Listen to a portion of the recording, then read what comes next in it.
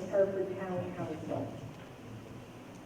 I'm Carole Mulready. I'm the chair of the League of Women Voters of Greater Hartford Voter Service. And we frequently do debates and forums for candidates who are running for election. So we're pleased to be here tonight to have these candidates before us. The League of Women Voters has an almost 100-year history of helping voters with their education about what's happening in their government. And we hope that this one will be helpful for you as well. Next year we will celebrate that 100th anniversary. The League of Women Voters started right after women won the vote in 1920. The League in West Hartford started 3 years after that, so we are almost here at 100 years as well. In this candidate discussion, we have a format that's called cumulative time. Each candidate will have 8 or 9 minutes to discuss with the audience here the questions that are asked from the audience and some prepared by the League of Women Voters. We have timers from the League. Each of the individuals on stage has a timer who will let those people know, those candidates know, how much time they have remaining. At the end of the discussion of questions, each candidate will have 2 minutes for a closing statement. And we have already taken a lottery, have already had a lottery take place so that we have an order for our candidates. And I will introduce them with a short biography in the order of that lottery, and then we return to the questions. Thank all of you for being here, and to our audience that will be watching on tape. The first candidate is Alberto Cortes. Has been a resident of West Hartford for over 20 years with his wife, Jessica Serrano, and 2 boys, Adrian and Gabrielle. Al is a veteran of the Connecticut Army National Guard. He recently retired from the Connecticut Department of Corrections after 20 years of service as a corrections officer. While working for the Department of Corrections, he advocated for workers' rights by serving as a union steward. He is also the recipient of the Connecticut Department of Corrections Public Service Award. Al has served as the walk chair for Greater Hartford Autism Speaks and advocated for individuals on the autism spectrum on a national level. Al is a parishioner at the West Hartford United Methodist Church and is active on the church council. He also serves as the director of safety for the church. Al currently serves on the town Veteran Affairs Committee. He is also the recipient of the West Hartford Police Department Recognition Award. Thanks for being here, Al. Next, we have Chris Williams. Chris has had the honor to serve on his hometown's town council for the past 4 years, where he has served on the Finance and Budget Committee, Public Safety, Administration and Technology, and the Education Liaison Subcommittee. Prior to serving on town council, Chris served on the West Hartford's Advisory Commission for Persons with Disability and its Conservation and Environment Commission. He grew up in town, graduated from Concord High School, and is now raising his 2 children, Lilia and Joey, in town with his wife, Holly. He is a partner in the law firm of Conway Stojan. Thank you, Chris, for being here. Next, we have Janee Woods Weber. She is a first-time candidate and the first ever Working Families Party candidate for town council. She and her husband Matthew chose West Hartford to be their home when they moved to Connecticut 14 years ago. Both of her children have been educated in our public schools. Janee's career concentrates on civic engagement and social justice advocacy.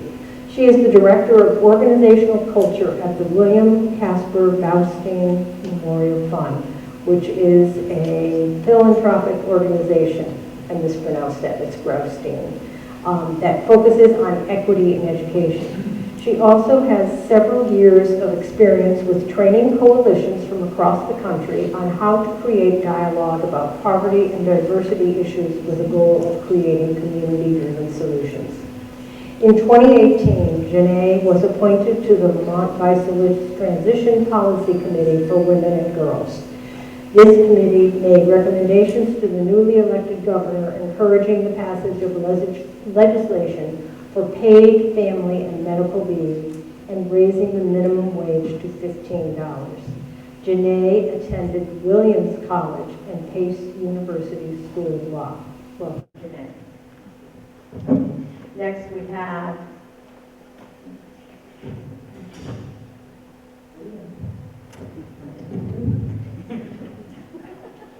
Liam Sweeney. Liam is a lifelong resident of West Hartford and a Hall High graduate. After graduating from Temple University, Liam worked for Senator Chris Dodd and is now a principal at Penn Lincoln Strategies. Liam is a founding member of Active City, a local nonprofit to help underprivileged children. He is also a mentor with West Hartford Public Schools. Liam and his wife Whitney are parishioners at St. Patrick's St. Anthony's Church, and they live in the Morley School neighborhood with their son Rory and daughter Claire. Welcome to you. Welcome to you, Liam.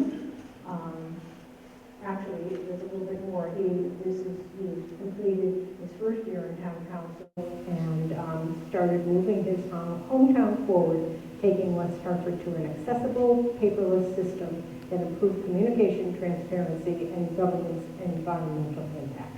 Thank you. And Beth Kerrigan is the senior candidate running for town council. This will be Beth's third run for town council and presently serving as deputy mayor. Beth is married with twin sons Fernando and Carlos, who attend West Hartford Public Schools. Originally a high school shop teacher, she co-founded and built an insurance agency that was purchased by the Travelers. Beth served on the governor's healthcare policy committee, helping to create a healthier Connecticut. She was a commissioner for West Hartford Housing Authority, helping grow workforce housing. The Supreme Court decision granting marriage equality in Connecticut bears her name, Kerrigan versus the Department of Public Health. Beth has lived in New York, Boston, Dallas, and on Kibbutz Meshokim in Israel. All right, thank you, welcome. And finally, at the end of the table, and not least, Davidoff is a Democrat who is seeking re-election to the West Hartford Town Council. He was first elected to the Town Council in 2007. Currently, he chairs the Public Safety Committee. He has been a chair and member of the Town Planning and Zoning Commission. Leon has resided in West Hartford since 1997. He received his bachelor's from Clark University and his law degree from Case Western Reserve University. Leon and his wife Lexi have two daughters, Becky and Lonnie, who attended and graduated from West Hartford Public Schools. Leon is an attorney as well as co-owner of the paper station. The Davidoffs are members of the Emmanuel Synagogue. Thank you, Leon, and welcome to all of you, and thank you for taking on the challenge of running for public office. The order of the answer to first question first is the same as the order of how people were introduced. The first question is going to go to Alberto Cortes, and it is a legally motives developed question, which was asked of the previous panel of candidates as well. Are you willing to support becoming an energy sufficient community? By what means and by what date? Thank you, Carole, and thank you to the League of Women Voters of Greater Hartford. Thank you to WHCI for televising the event, and thank you for your audience for sticking around and watching us, spending time with us on this Thursday evening. My issue with that question is, we're having budget issues, right? So, we have to keep with our means as far as what is priority. And to me right now, that's not a priority. We're so far from it, Biggest concerns we have right now is state funding, is keeping state funding. You know, so we can't do something like that without assistance from the state. So on our own, that'd be very difficult to do.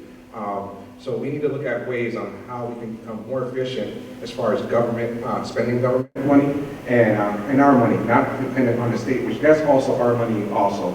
So we got bigger issues than, you know, as far as stepping in that direction. You know, that's what's important. And I think right now we're so far from it, you know, we have bigger issues to address. Thank you. Mr. Wilson. Thank you, Carole. Thank you for everyone coming here tonight, for the women voters, West Hartford Community Television. I think this is a great forum, first time we have a live audience. In terms of the question, I think it's important to be environmentally conscious. That's why in the town council I've supported things like curbside compost pickup. I think that's an exciting program. But what I'm really concerned about is sustainability over things that we control. And that is the budget. And it is unsustainable and has been unsustainable over the majority party rule since they took over the town council. If you don't believe me, come to one of our finance and budget subcommittee meetings and you will hear that word used by members of both parties now. Since the majority party has taken over the town council, the budget has more than doubled. In the last 5 years, the average taxpayer is paying $2,000 more than they did 5 years ago. Not sustainable. Budget before last, car tax went up 28%, not sustainable. So yes, we should be concerned about the environment, but the same sustainability issues that we are concerned about as a public apply to our budget. And if we do not do anything about it, the fate is not positive. Thank you. Ms. Woods-Weber. Thank you for this question. I support our community becoming not only energy self-sufficient, but also increasing our energy efficiency as quickly as possible, as soon as we can. And I know that we've made a lot of wonderful strides in that direction. We heard a lot about what has been done in the previous debate. We have solar panels on different buildings. We have changed the streetlights to be more energy efficient. And I know overall, energy costs across town for our public buildings has dropped by almost 20%. And I do believe, though, that there's still a lot of improvement that we can work on.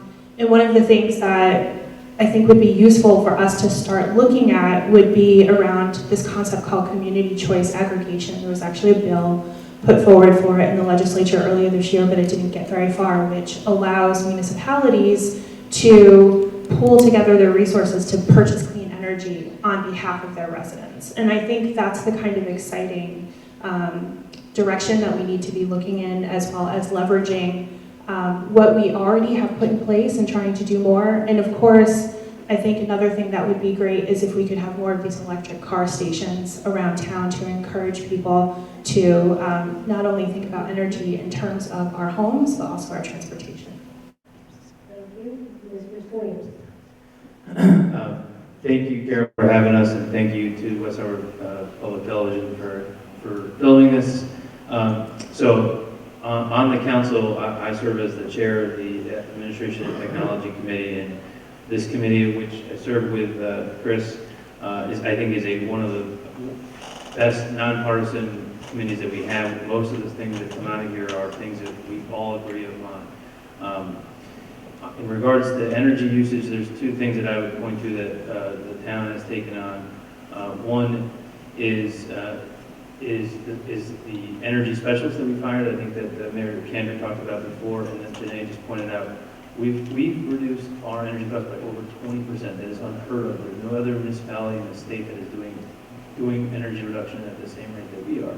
The other thing that we did, which actually goes from energy to open government, is we moved all of our documents that we use on the town council onto a paperless agenda. So we no longer are using paper at the same rate that we used to.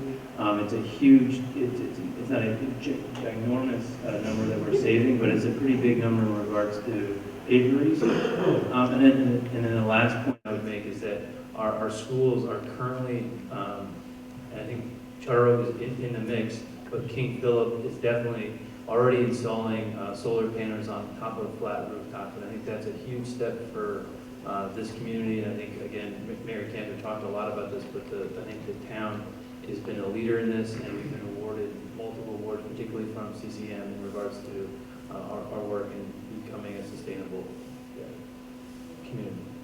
Thank you. Ms. Kerrigan. Thank you. Thank you to the League of Women Voters. Thank you to West Hartford Community TV. And thank you to our audience here for being part of the community that we love so much and choose to live in. The tough part of going fifth, or if you add on the six that went before, much of what I have to say with respect to this question has already been said. Mayor Cantor spewed out all of the stats, 20% reduction in our own energy costs. The solar panels that are going up on KP, soon Town Hall, as well as the other schools. If there's an opportunity to put a solar panel up, if the roof will allow it, we have done that. Hiring the part-time energy efficiency expert, it is important to us all that we focus on efficiencies, environmental efficiencies. We've done pilot programs where we pick up food waste and try to use it for energy. So we are a community that knows the importance of protecting our environment and also becoming as self-sufficient as possible. I will say the last time I sat here was a couple years ago when the budget was about to be hacked up because of a loss of aid, and the audience was overflowing with individuals concerned about what mattered to them most. It could be schools, it could be whatever. And if this audience reflects the support of the votes that have been by this town council, it speaks volumes that this place isn't overflowing. So I'm happy for those that are here, and thank you so much. Thank you. Mr. Davidoff. Thank you, Carole. I'd like to thank the League, Channel 5, the other candidates participating in this panel, as well as the residents present and those watching on community television when this airs. We owe our children and our grandchildren a better world. Our elected officials need to be held to a very high standard to make certain that we adopt policies that foster sustainable energy concepts. And during my tenure on the council, we have retained the services of an energy consultant who has assisted us in saving and reducing our energy consumption by 20%.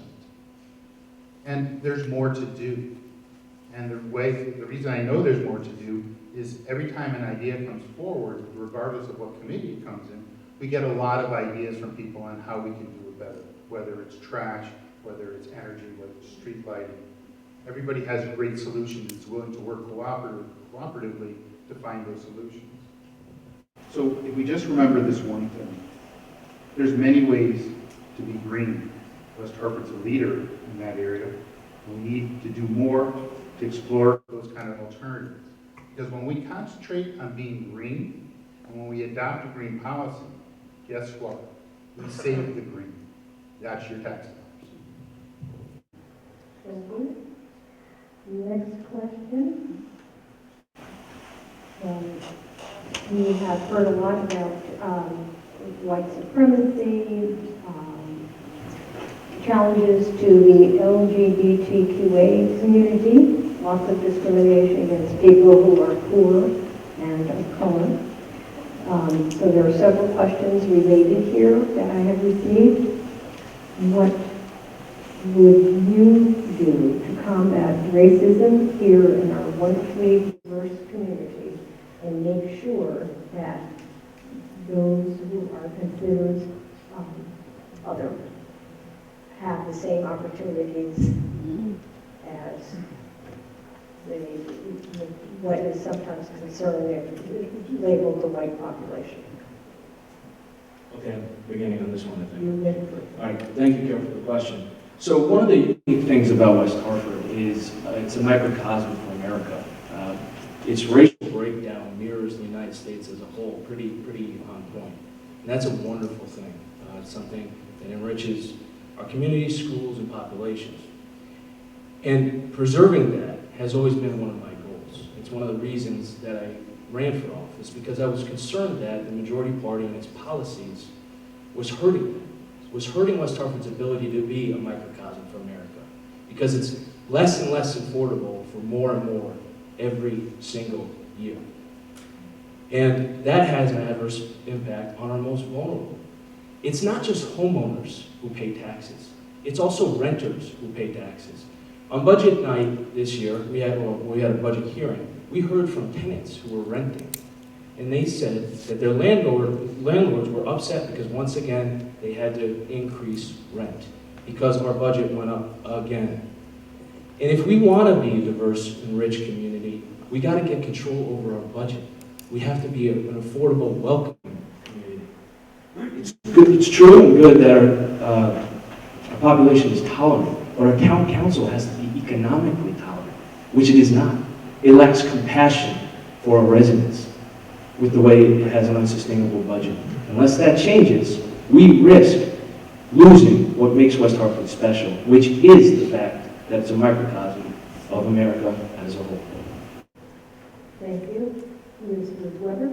Thank you. Could you repeat the question, please, so I make sure I answer the exact question? We had several questions that are addressing discrimination in various forms. The LGBTQA community, those that refer to white supremacists and to people of color, brown and black people of color, and other minorities. And so the question is, how would you plan to address this in your role as a town councilor? Thank you for repeating the question.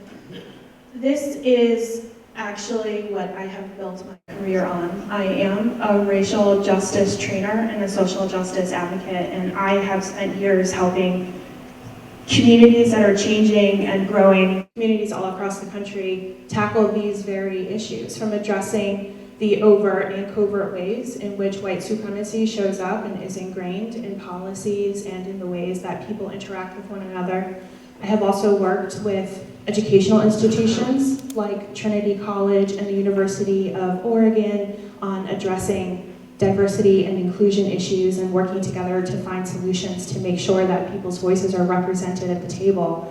And I feel that I bring that unique perspective, and that's actually one of the reasons why I'm running, is because when you have a beautifully diverse community like West Hartford, you need to make sure that those diverse life experiences and perspectives are represented at the table among the people who are making the decisions that impact our everyday lives.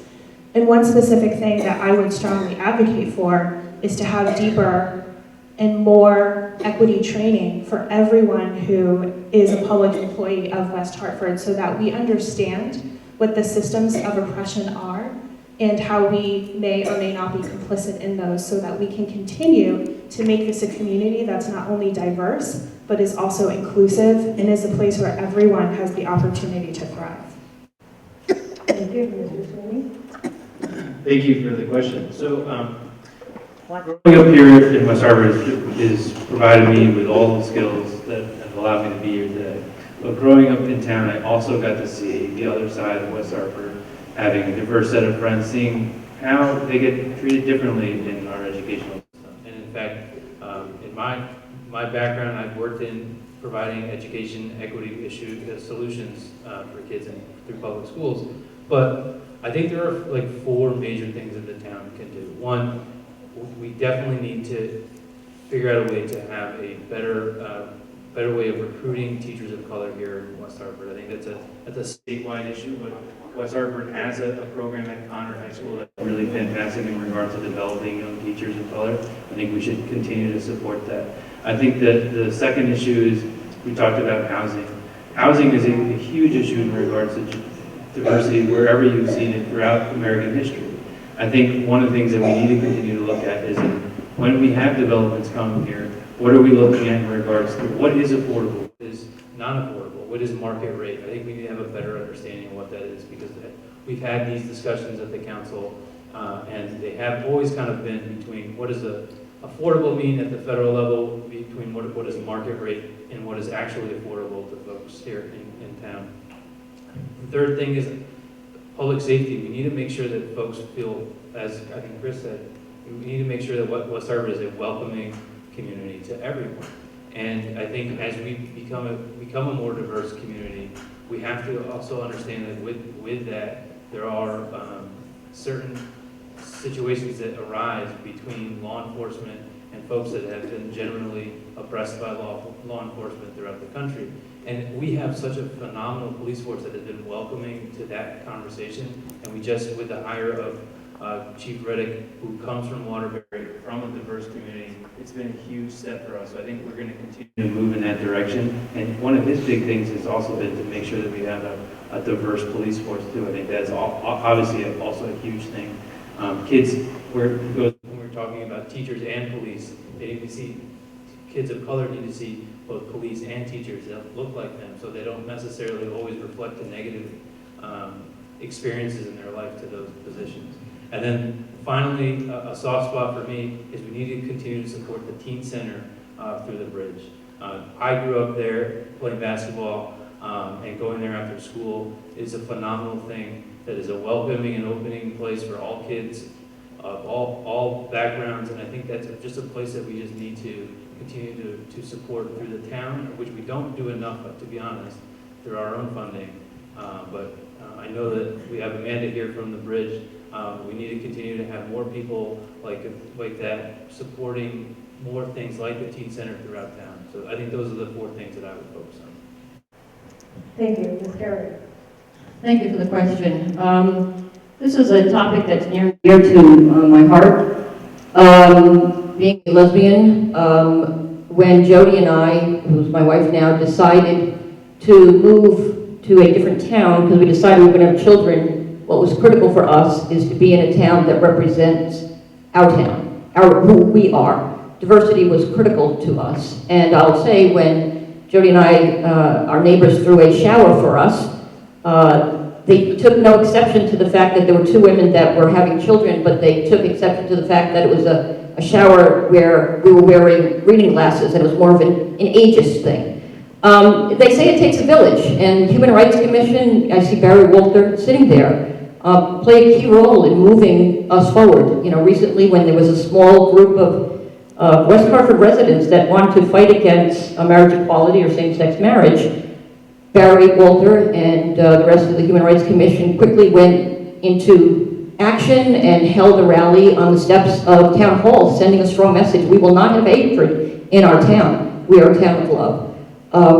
Recently, when there was the gun shooting in the synagogue, Mayor Cantor quickly organized, a moment for all of us to come together to express our sorrow for the hatred, the anti-Semitism.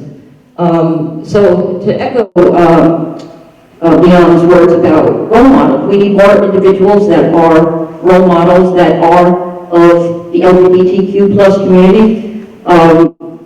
Jody and I have 2 sons from Guatemala. They are brown. And it's important for us that when they were sitting in the classroom, they weren't the only brown kids in town. Our kids went to Wedding Lane.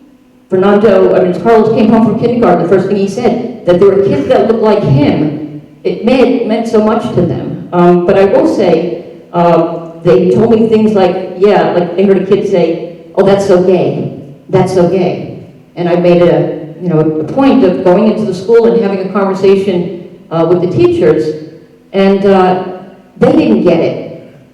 They thought, well, it's just what they say. Well, it's not a compliment, "You're so gay." Not saying it's a good thing. It's a derogatory, humiliating comment. So education needs to happen.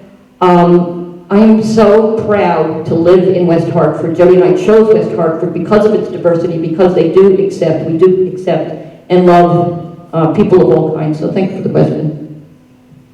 Mr. Davidoff. It's important for us to help our neighbors, to love our neighbors. Racism and discrimination have no place in West Hartford, and they have no place in America. West Hartford's a welcoming and diverse community. We come together whenever an incident arises in the world. Our diversity and our differences should be celebrated. We must stand up to discrimination, racism, anti-Semitism. We are stronger when we are united. Hate is not welcome in West Hartford. You were present at Beth Israel Synagogue after the Pittsburgh synagogue shooting. You wondered what you could do. And what you could do was be a member of our West Hartford community. Come together, hug your neighbor, tell them you're with them, and stand together. That's the West Hartford that I enjoy living in.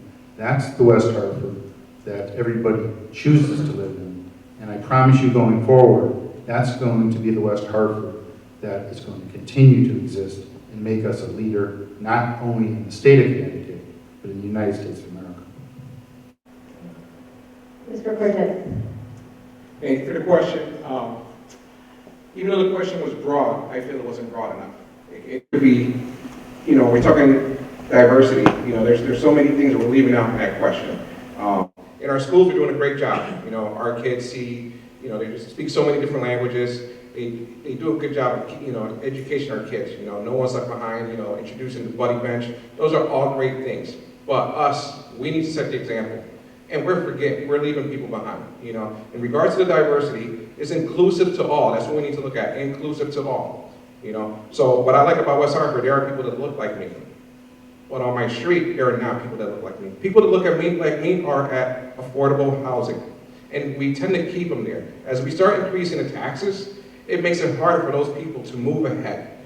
So as they're paying more rent, you got a single mom, raising her kids, working 2 jobs, saving every penny so she can buy a home and stay in West Hartford. But with the taxes going up, it's harder for that single mom to move forward. So inclusive to all is important, and we got to look at that financial diversity. Once our kids go home, they're going home, and it's not as diverse in some neighborhoods, and we needed to do a better job with that. And that has to do with the taxes, with the budget. We need to make it friendly for families to survive in West Hartford and become better, and not go to other towns. Keep our families here. Not put the burden on seniors, people on fixed incomes. Inclusive to all. Seniors are part of that piece. Kids should be able to go, to the neighbor across the street, who looks like grandma, and be able to, spend time and have fruits or whatever. We need to bring that back in communities, and we don't have that. We're starting to lose that community feel. So at school, awesome job. Outside of school, we can do a lot better, and there's a lot of work that needs to be done. We've been voting the same way since 2003. If we want change, we need to do things a lot different. Thank you. You've raised several issues in your responses to this question, but there are a couple of specifics that are asked from the audience that were within some of your answers, but you didn't answer specifically. So I have a couple of additional things. One had to do with housing, one has to do with this particular question.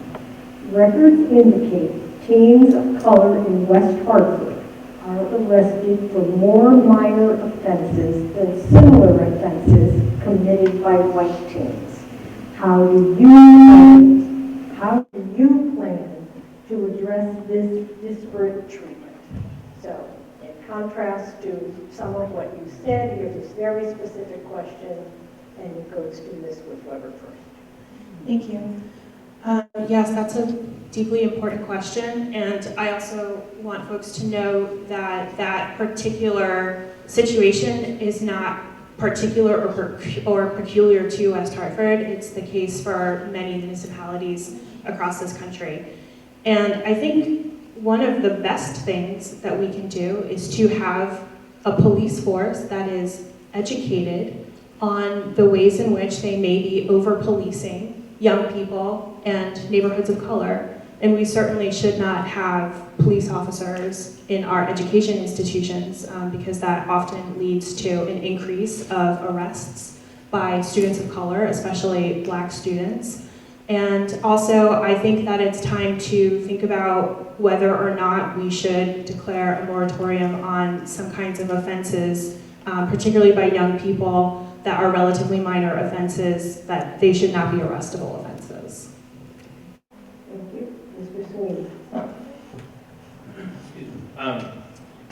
So that statistic, as Janee said, is not a shocking one if you are following anything that's going on in the world or in the United States.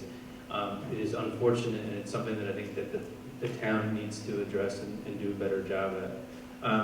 I would say that there's a couple of factors into that. One, there was a state law, and we have some state legislators here, that was addressing some of the issues with early release of of juveniles, that I think that there's a really nice compromise that is going to deal with that crisis of early release of young kids within the criminal justice system. And I think that absolutely is impacting West Hartford directly. We had a big string of incidents with cars, and I think we've seen a dramatic decrease. In fact, the towns have seen a 30% decrease in violent crime, which that includes break-ins and things of that nature. But with regards to dealing with how do we help our kids on a day-to-day basis, we need to provide more assistance to them, and we need to change the way we do that. I think that the bridge is a great way to get more folks to the after-school programs and invest in that. I think we also, again,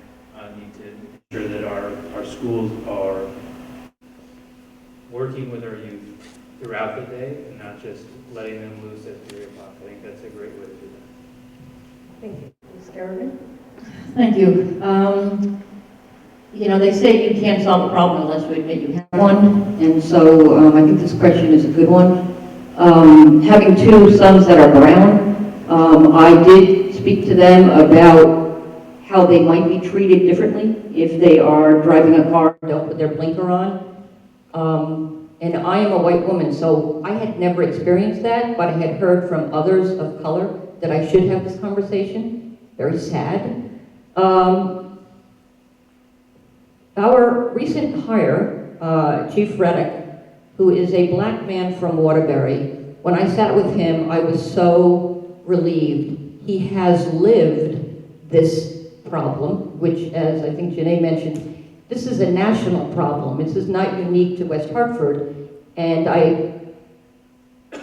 West Hartford, hiring someone like Chief Reddick, who wants to hire more policemen of color, starts with a conversation. The conversation that we're having here, that we're not afraid to say, yeah, we might do a better job with being sure that all individuals are treated equally. So I think I may have answered the best I could anyway. Thanks. Mr. Davidoff? Thank you for the question. A few years ago, the issue of racial profiling surfaced at the Public Safety Committee. And we listened to our police department and listened to the manager and said that racial profiling has no place in West Hartford. And we said that we need to take steps and adopt policies to make certain that our police personnel are well trained so that they don't behave in ways that encourage or promote racial profiling. And as I answered in the earlier question, racial discrimination has no place in West Hartford, whether it be in law enforcement, education, housing, working. It has no place. And as a community, we need to stand up to situations that may arise and say, that's unacceptable behavior and something that we're not going to tolerate in the town of West Hartford. And I think we have elected officials who have demonstrated in the past their willingness and their ability to set that standard and set that standard high. Thank you. Mr. Cortes? Thank you for the question. This question hits home to me. I grew up in the city of Hartford. I've dealt with racial profiling most of my life. And most of my struggles, they look at me as a young Hispanic male, and I've got attacked for that over and over again. But I didn't let that define me. I got involved, served in the military, joined the Connecticut Department of Corrections, and that's how you fix issues, by being involved. We need to support our first responders. And how do we do that? We do that by, yes, better educating them. As far as racial profiling, West Hartford has come a long way. I live right on the line, right on the border of Hartford. I live in Charter Oak Terrace, right? So as soon as I cross the street, I got stopped. So I know a little bit about the racial profiling. We're so far beyond that, but we can do better. Absolutely, we can do better. I do believe we need police officers in our schools. We're in a post 9/11 world. We need response. We need to protect our children. The other thing, it takes a village to raise our children, right? So we need community to support our police officers and our kids to avoid that. We need to get cops out of their cruisers and walking the beats. We need the cops out of the tactical gear and in regular police uniforms that we used to see back in the late 90s. That's what we need. We need to see more of that. We need to see more go beyond the coffee hour at A.C. Peterson. That is not enough. These cops need to walk the beat and know the kids in there and build relationships. Let them know that they are there for them, and that's how you address these issues. Not in a cruiser, not doing overtime, with the traffic. They need to be more in the community. We need more than just that resource officer who once at 3 o'clock, he's home, he's done. There's no relation, there's no ties, there's no place for that kid to go. So as a community, what can we do better? So let's start supporting our first responders and, come and get them out of their cruisers and get them more walk around the community and get to know people. Thank you, Mr. Williams. Thank you. So I've served on the Public Safety Committee for 4 years, and I'm not aware of this statistic you brought up. I think it was an audience question. This is an audience question. So I'm not aware of whether or not it's accurate. What I am aware of is that we have a great police department with really good chiefs who care about issues like racial disparities in terms of crimes, arrests, and what have you. And they're constantly looking at that and reviewing that.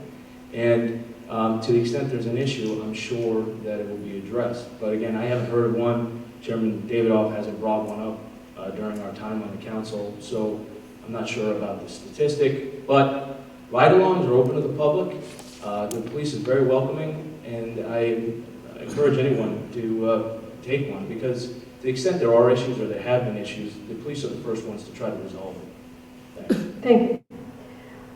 Again, staying within this same parameter of issues that are challenging, there was a question, part of which you cannot answer, and I'll get to you for your response. But just you can be thinking about this one.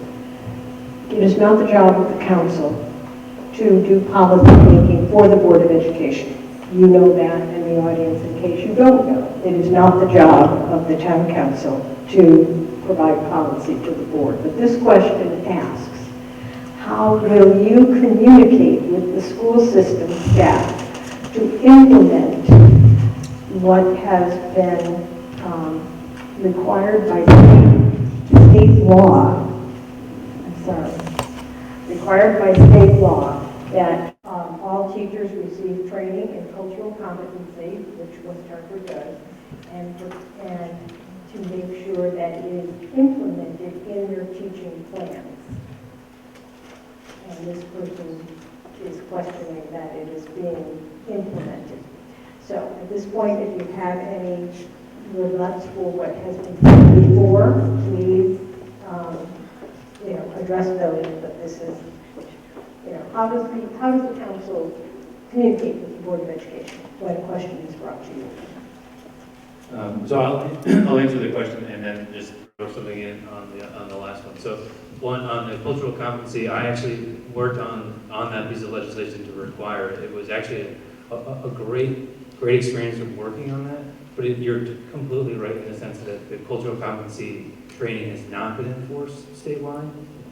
But the idea that it does is it goes back to why are we profiling our young men of color or young women of color more. There is a lack of the idea of engaging in that. And I think we just need to be more vigilant in those requirements. But going back to the policing issue just for a quick second, if I can, one of the things that the town has done a really good job of is, this new police chief has reinvigorated, is the police academy, which invites the community to come in and talk to the police about what they're doing, and that's the type of relationship I think that Mr. Cortes is talking about in regards to engaging with the community on a day-to-day basis. Ms. Kerrigan. Thank you. I think Carole Anderson-Blank should be up here for this question since she came from the Board of Ed. I think the question is, how do we communicate with the Board of Ed? I think the lines of communication in this town are really open. If you have a concern or a question or anything, you pick up the phone, you shoot an email. Everyone is so responsive, whether it's an education issue or a safety issue. I don't like to claim that I am an expert in the bailiwicks of education. Cultural competency sounds really fancy. It's probably more to do with just getting to know people, getting to know each other, getting to have conversations, feeling comfortable. with each other. If I had a question, I would reach out and ask someone like Carole Anderson Blanks the question. Thanks. Mr. Davidoff. What makes West Hartford a wonderful community is we're really a small town. And the people in our community don't hesitate to contact their elected officials. And I know on occasion I've had the opportunity to talk to Board of Education members about a variety of issues, and they respond. That's what happens in our community. I also think that our paid professions, whether it be the superintendent or any of his directors, you pick up the telephone, send them an email, and you will get a response here in West Hartford. And I think that's what we pay our tax dollars for, to get answers to concerns that we may have. And I don't think in West Hartford we're lacking for our ability to get answers to important questions. Thank you. Mr. Cortes. Can I have you repeat the question one more time, please?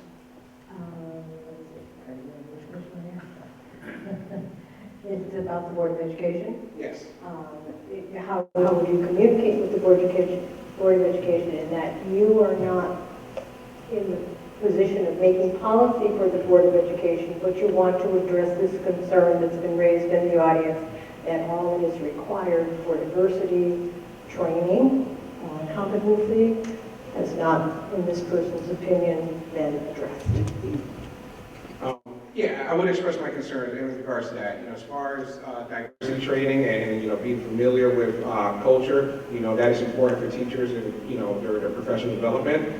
They should be aware of that. Yes, you can bring it up in the schools and address it in the schools. As far as being part of the curriculum, we have many curriculums, so to throw that in every curriculum, I don't think is appropriate. Like I said, we're doing a good job of being diverse in the schools and just making sure that staff is aware. There's ways of bringing it up, just not in the curriculum, and that would be my suggestion. Thank you, Carole. Like some of the people have said up here, I would reach out to the Board of Ed and make sure the issue is addressed and followed up on. But you brought up difficult questions, and the most difficult question I think the town council faces is what to do about its budget. We are now at $300 million a year. Our mill rate is 41.8. It's in the top 10 in the whole state. The difference between us and our colleagues who are up in the 40s is we have higher property values, so the tax burden is outrageous. But the majority party has no answer. So they love this debate because there hasn't been one question about the budget. They have nothing. It's just more increases every single year. Next year, looking at $310 million. And at some point in time, the chickens are going to come home to roost. Either the state's going to have to cut budget funding. I see one of our representatives there. And what are we going to do there? Then, we're going to have to dramatically cut services all at once like we almost had to do 2 years ago. Because we were not prepared. Because our leaders did not have vision. Because they were not responsible. They were too concerned with getting titles in magazines, best place to live, AAA rating, all the while not addressing the underlying unsustainable issues. Yes, I have brought up looking at the fire department. Why? Because we used to provide medical services through a private service for $300,000 a year, usually not even that much. It was a fixed cost. We have less fires. It's reasonable to look at reducing the size of the fire department because a smaller fire department can still respond to our fire demands. But the majority party will not do that. They'd rather increase your taxes year after year, make the town less and less affordable, and one day kick the can down the road, so one day someone like me has to deal with it. It's unsustainable, and we can spend our time talking about the diversity issue, which we all care about, but that's not the biggest issue for our town right now. If we don't fix it, there's going to be problems down the road. So thank you. Next question. I believe the question was about enforcing the cultural competency requirement for teachers. How do you communicate with the Board of Education? Right. So, yes, as you said, the town council does not have the power to set policy for the Board of Ed. So, beyond all the usual lines of open communication that the town council maintains with the Board of Ed, which I think has been proven to be quite good over the last several years, the town council does have the power to set the example and to communicate the importance of this cultural competency training by undertaking it itself and by receiving their own training so that they are the best town councilors and are really leading with an eye toward equity. Because when you set the tone as community leadership that this is an important part of the job, then you're also setting the expectation that, particularly when it's required for other people who are in community leadership roles, that they will also very seriously approach that requirement and do it. Thank you. Next question is going to go to Beth. I'm sorry, and I don't want to be argumentative, but I do think it might be a tad disingenuous to say that the majority party just sort of flippantly, oh, we'll just raise taxes, not a problem.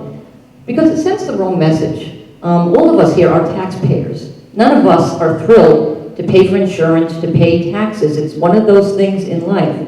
But every year, the council as a whole sits down, the Democrats and the Republican, and goes through every single line item, talking about where can we save. 1 mil is $6.5 million. 1 mil is $6.5 million. So if you want to move it, 6.5 million savings is hard to come up with. We are always open. We would all love to be able to reduce taxes. How popular would we be then? But the reality is, individuals in this town want quality education. They want a safe community, not in that order.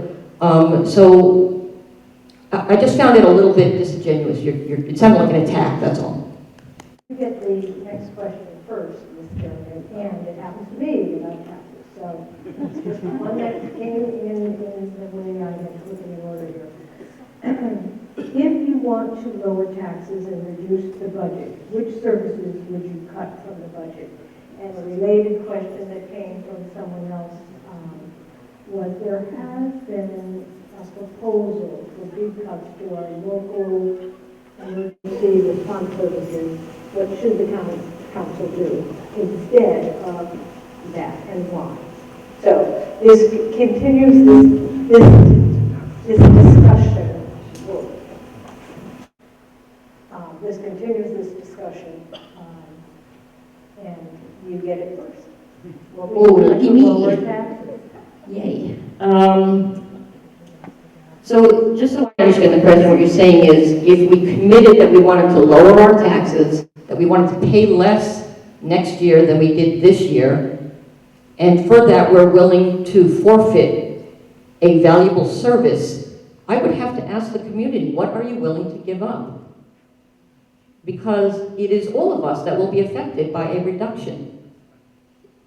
You know, it's simple math.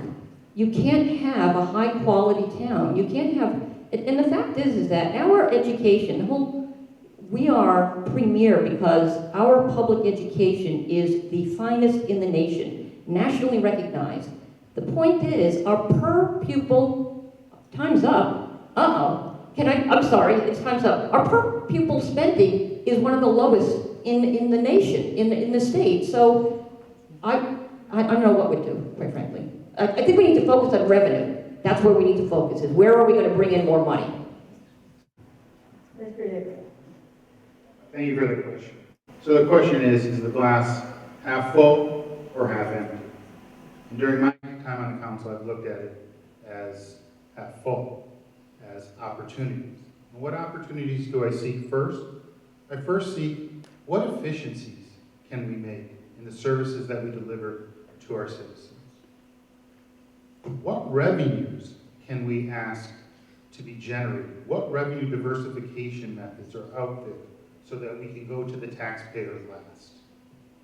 And third, what steps can I make as a town councilor when I sit as the zoning authority to encourage economic development in our community, to increase our grand list? Let's look at those things first, because that part of the equation will lessen the burden on our taxpayers. With respect to the question portion about emergency services, we're examining the Fitch study, which was an effectiveness and efficiency study of our paid professional fire department, which produces amazing results 24/7, 365. We haven't even gone through more than like 10% of the study, and people are willing to say maybe we should reduce the number of people per hour to 17, or perhaps we should be closing firehouses. We haven't even looked at the study that we have commenced. We need to do our homework.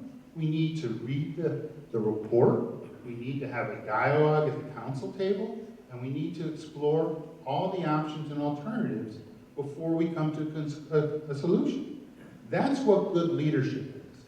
That's what my colleagues have done over the past decade plus. We've come to reasonable, common sense solutions by looking at the materials that are before us and not just knee-jerk response, but come with common sense solutions to the problems that our community faces. And you know what? Our community has been well served by this approach. And when I'm reelected, and if I'm reelected, that will continue to be the approach that I will endorse. Thank you. Mr. Cortes. Thank you for the question. I love the question. Lower taxes and what service will we cut? You know, typically it's higher taxes and what service do we cut? That seems to be the norm. We've been voting the same way since 2003. Majority Party has been the same since 2003, and it's the same thing. It's what are we going to get rid of? You know, we lost curbside leaf pickup. You know, we've improved recycling. You know, we went to every week recycling. They taught us, they educated us on how to recycle, then you took that away. I understand it comes at a cost, but now let's look at, you know, more efficient ways to do this recycling. Because now these bins are overflowing, and it looks bad. It looks bad. Schools. You know, schools enrollment are down. So why do we have a third middle school with lower numbers? You know, 20 years ago, we didn't have a third middle school, but we got less middle school students right now. It costs money to operate this middle school. You know, so let's start looking there. You know, let's look at waste. You know, so I'm sure there's a lot of waste in these budgets. I came from working at a big agency where we're surrounded with waste. So let's address the waste issue first. You know, as far as cutting taxes, that's going to be a challenge because we have a bigger challenge in cutting taxes. Losing state funding. It's not if it's going to happen, but when it's going to happen. When are we going to lose the state funding? You know, so let's try to slow the growth in the budget. Let's start there. Slow the growth and maintain and stop the waste. You know, we maintain the services. The study about the firehouse, you know, I'm going to give you a quick story. In 2000, my son had his first seizure.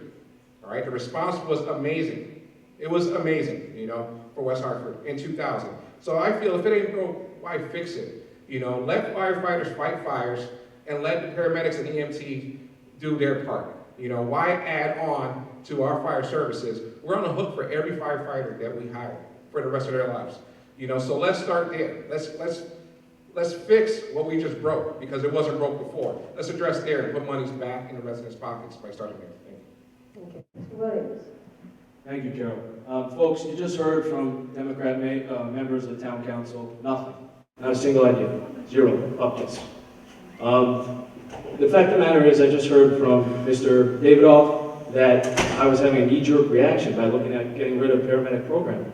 Well, folks, the town just used grant money to buy an ambulance because we're moving towards providing transport, further expansion of government. And guess what? Don't believe we're going in that direction? The town just spent $72,000 of your money to buy an ambulance bed. $72,000. You think we could use that money elsewhere? For an ambulance bed, for a transport program that we don't have.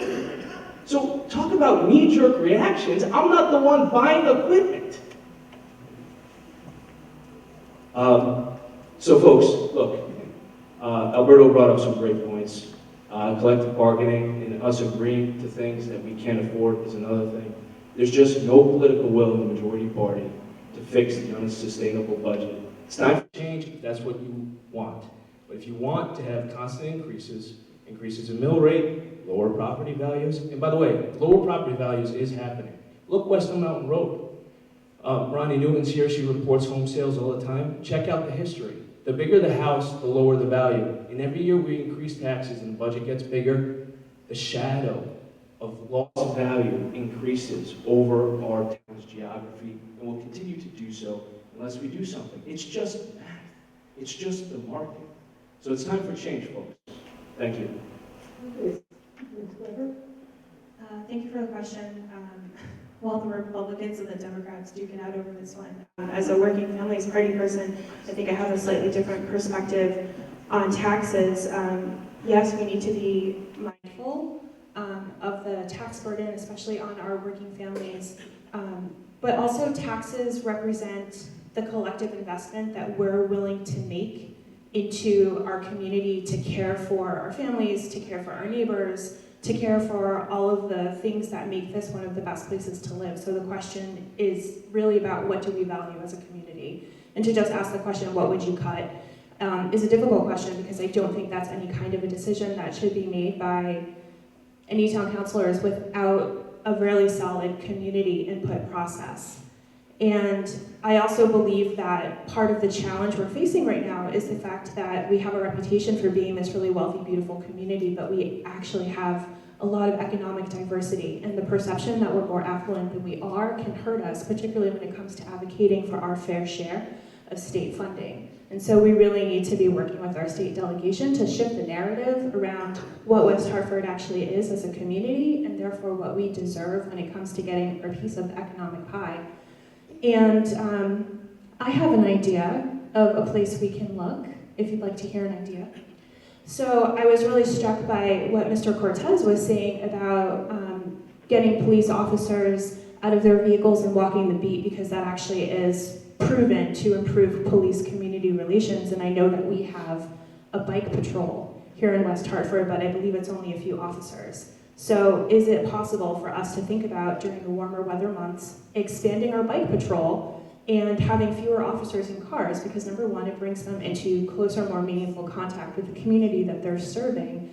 And also maintenance of a bicycle is a lot less than maintenance of police vehicles and buying fuel. And it's also much more green for our community.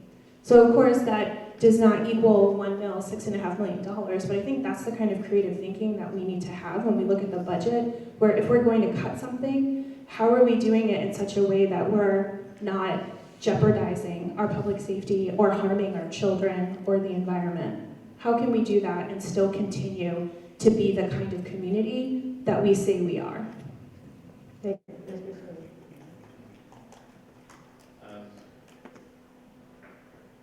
I appreciate Mr. Williams' action on the EMS thing. It's a long-standing thing, and I respect his due diligence on the issue. I am going to disagree on the fact that we have not provided any cuts. I'll just list a couple. One of which he and I worked on was the paperless system, of which we are saving money on. That was something that we implemented together. The other thing is that while we did reduce, to Mr. Cortez's point, we did reduce a service, we added one as well. With us removing the recycling to a biweekly and moving it to once, we have also seen a reduction in our tipping fees for our trash, so we have seen a significant cost reduction there. So, and then in addition, we're providing curbside, to Mr. Cortez's point about lawn services. We are now providing a barrel to folks. If you want to get one, go ahead and get one. It'll save you some money as well. But these are things that we are doing and we are working on. So I just want to say that we are providing some services, and we are coming up with ideas, and we are trying to be creative as well.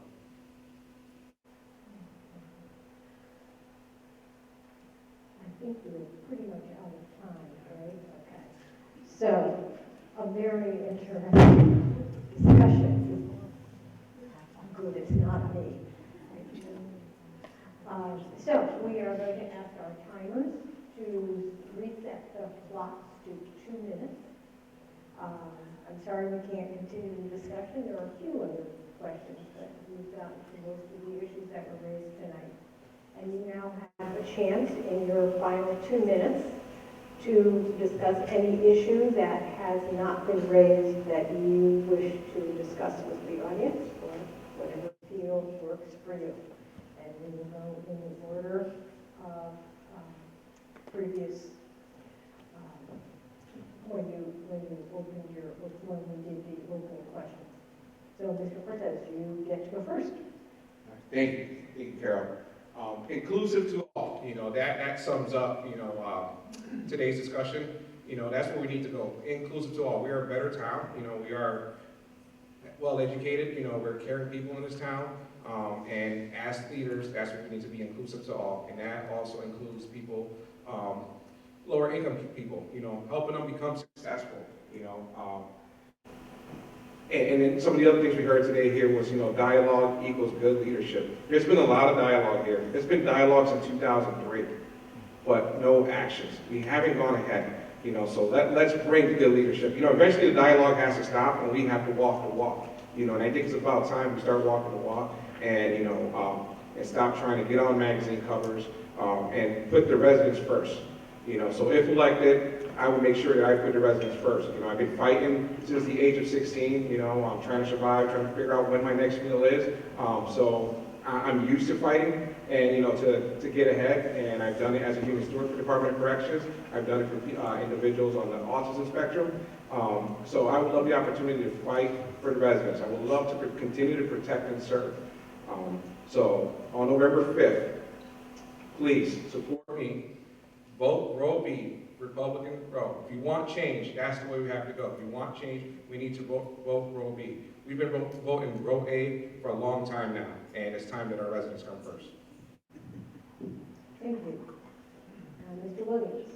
Thank you, Carol. Thanks to the League of Women Voters, thanks to Charter Oak, and West Hartford Community Television. I know it's been a long night. Thanks to my wife. Tomorrow's our anniversary. I couldn't do this without her. 11 years. It's pretty good. Actions speak louder than words, right? So if you go out and you look at everyone's palm cards, you're going to see affordability printed all over. Affordability, we're concerned about affordability. What people talk about when they knock doors, we're concerned about affordability. But look at the majority party. Have they made West Hartford affordable? Is affordability a priority to them? Again, budget has more than doubled since they took over town council. The average taxpayer is paying $2,000 more today than they were 5 years ago. Think about who that hurts the most. Car tax increased 28%. Budget before last. Again, think about who that hurts the most. What have I done on the town council? I've tried to be a voice for some common sense solutions because I sincerely believe the budget's unaffordable. So yes, I did bring up eliminating the paramedic program. In the collective bargaining unit, firefighters were not happy and it was uncomfortable. But you know what? They respect that I tell them what I think. And I think that that's the kind of leadership we need because it can lead to substantive change.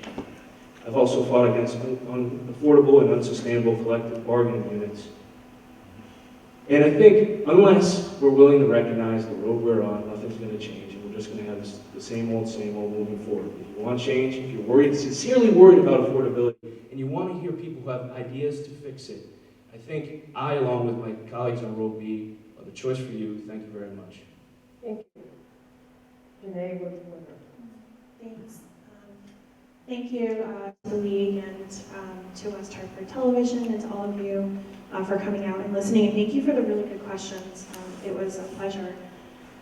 I'm a first-time candidate, and I'm the first ever Working Families Party candidate. And I'm here because I actually believe that a lot is changing, and we are a changing community. And while it does contribute to us being, I think, the most vibrant community in Connecticut, it also means that we have challenges, especially when it comes to providing the really high level of services that we all love about living here to a constantly changing demographic.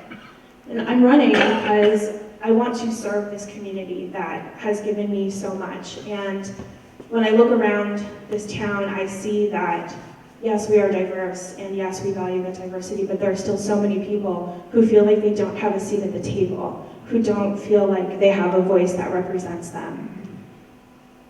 And I do believe that this is a community that works well for a lot of us, but I really hope and believe that we can become a community that works well for all of us. And I'm here because I have lived the experiences of so many of the challenges that we talked about today. I grew up in Section 8 housing until I went to college. So I would be a very strong supporter for increasing our affordable housing here in the community.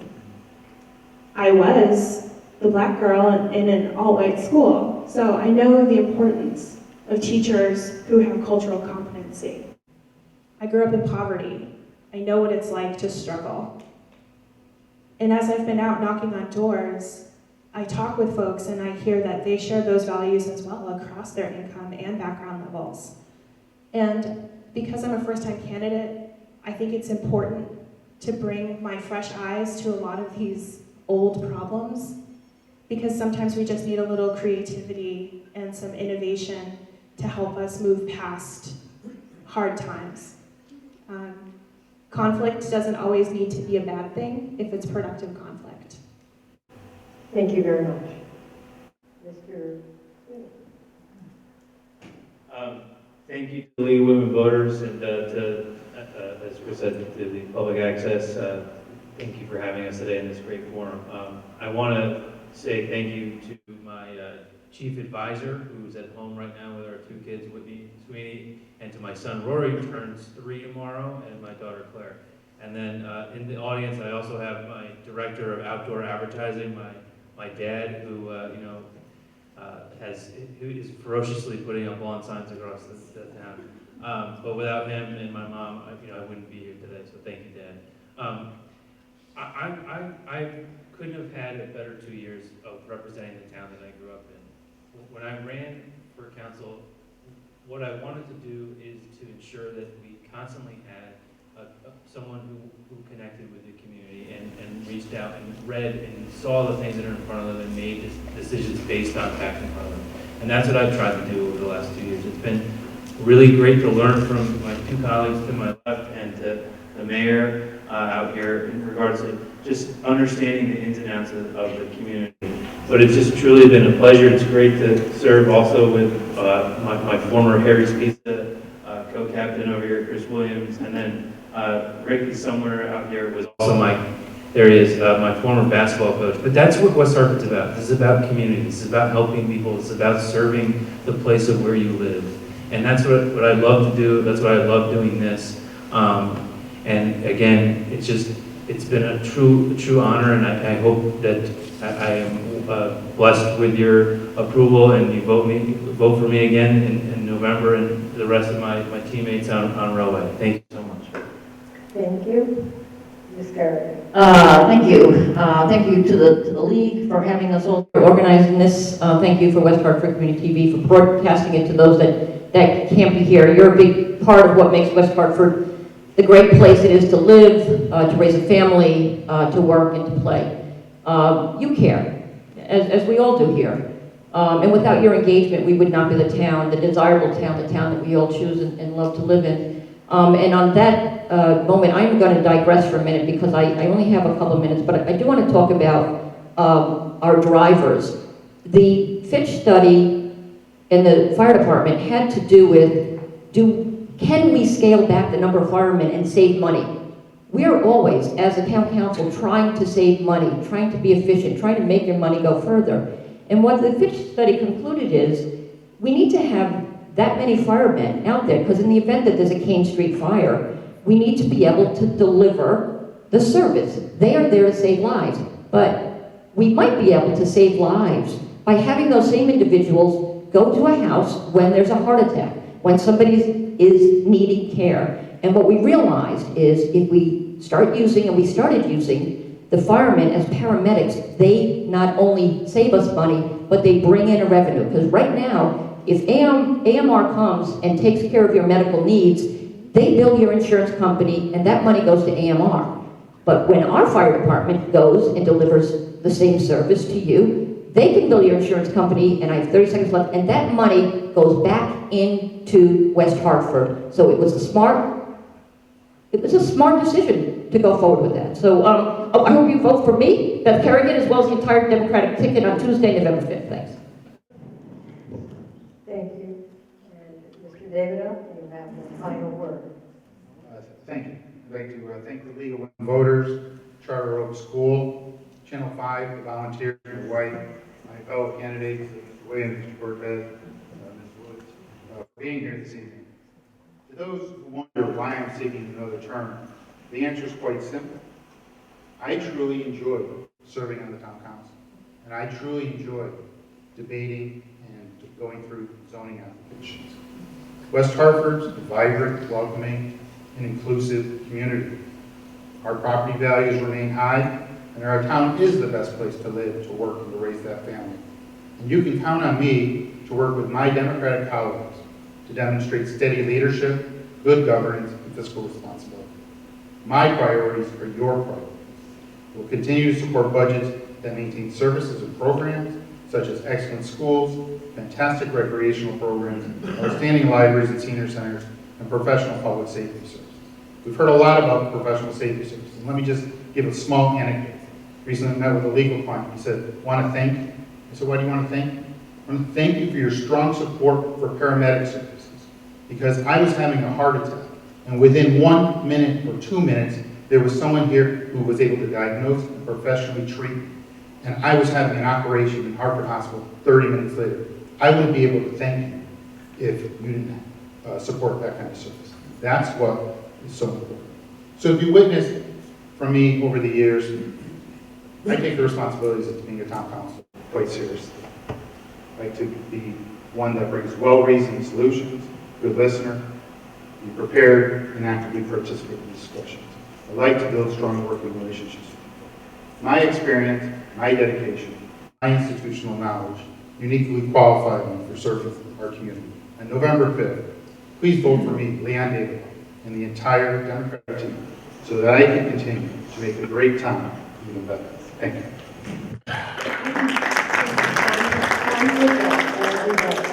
Thank you all for being here. I thank the candidates for this lively discussion and for taking the time and taking on the challenge of running for public office. It is not easy, and I know it well. And we thank you for your service both as candidates and then for those who serve in the final decision, November 5th, which is depending on all of you to get out there and vote. And we hope we see a very high percentage of voters in West Hartford voting in the municipal election. These dollars are closer to you than any federal dollars. You should be voting in the municipal election in the opinion of the neighborhood voters. So please remember that these are the candidates that you can talk to right at the grocery store. And it's much harder to get to that higher level. Thank you, and see you next year.